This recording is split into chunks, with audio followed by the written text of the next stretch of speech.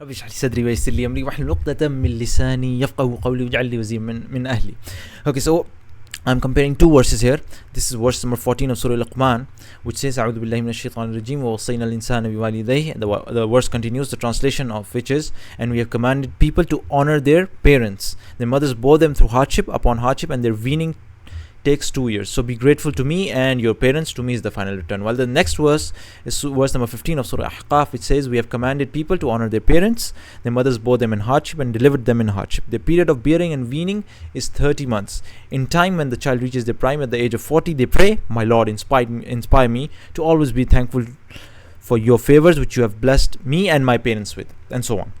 Now the thing we have to notice is, in both these verses, they begin with honoring both the parents, and they end with grateful to me, and they end with both the parents. However, the same way, but in the middle, what happens in the middle is it's only specifically mentioning the mother's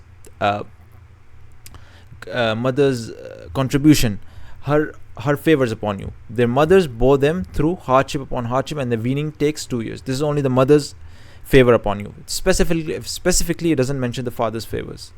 Likewise, in this verse, it begins with honor both the parents, and it ends with both the parents as well, which inspire me to always be thankful for your favors which you have blessed me and my parents, both of them. However, in the middle, it only specifically mentions the mother's favors. Mothers bore them in hardship and delivered them in hardship, and the period of bearing and weaning is 30 months.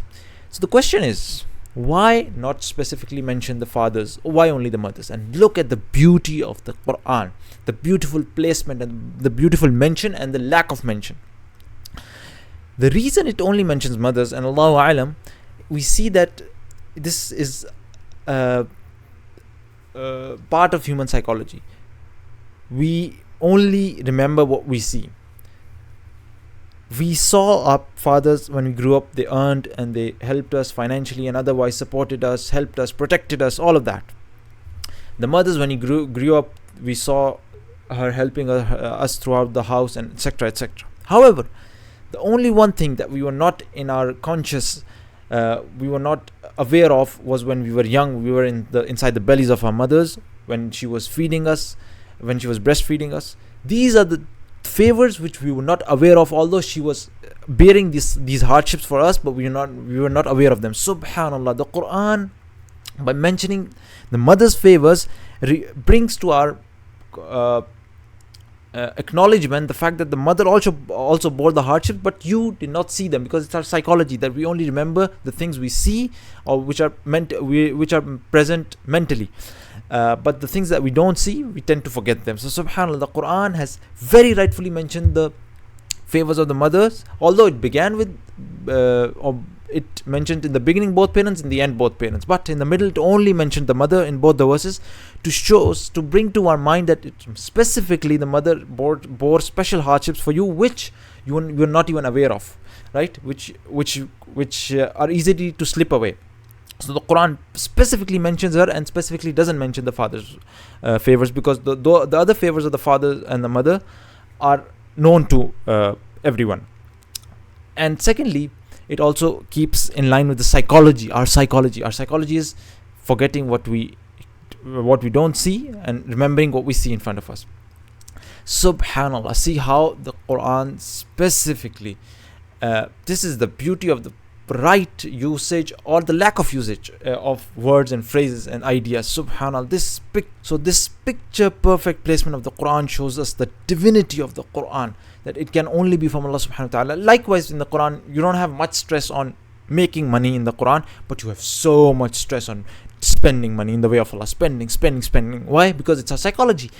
We human beings love to make money, become rich and richer and richer and richer, but when it comes to spending, we're stingy. We become miserly. We become misers. We don't want to spend our money. We want to hoard it and store it. So, in line with the psychology of human psychology, the Quran advises us to spend. So, subhanallah, every word placed in the right place, its placement, it's being there and it's not being, and something not being mentioned is also has a wisdom behind it. Subhanallah, as I've shown you right now. So this is my point, showing you that, because I heard recently, I think I was hearing I think it was a Christian missionary or someone. He was telling people, there's no way to prove that the Quran is the word of God, nor is there any way to prove that Bible is the word of God. And I was like, oh my God, there is 100% a way to prove that the Quran is the word of God. Why not? I wish he sees these videos, because what happens is, when you see a product, for example, a company's product, you see its logos, you see its quality, you see if it's something to eat, you see its taste, and that helps you identify which company it belongs to. Likewise, the signs in this book indicate that this book cannot be from a human being, it comes from God. These are the proofs that this book cannot be a human written book.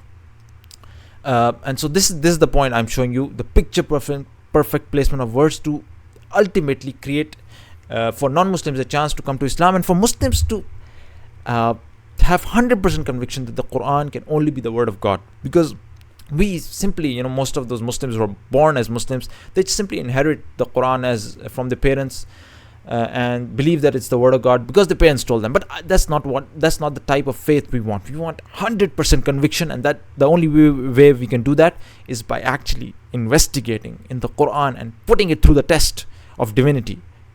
Does it actually fit that test? Because even one mistake nullifies it. So may Allah, and my aim is ultimately to create that faith which helps us to establish the religion of Allah on this entire planet, and ultimately please God and reach paradise, the place of Allah's place where Allah will be pleased with us. So that's the ultimate goal. So may Allah help us attain that conviction in the Quran, 100% conviction without any doubt. May Allah help us establish the religion of Allah on this entire planet, and may Allah ultimately enter us into paradise. So with that, we'll end this session. Subhanakallahumma bihamdika ashhadu an la ilaha illa anta astaghfiruka wa atubu ilaik.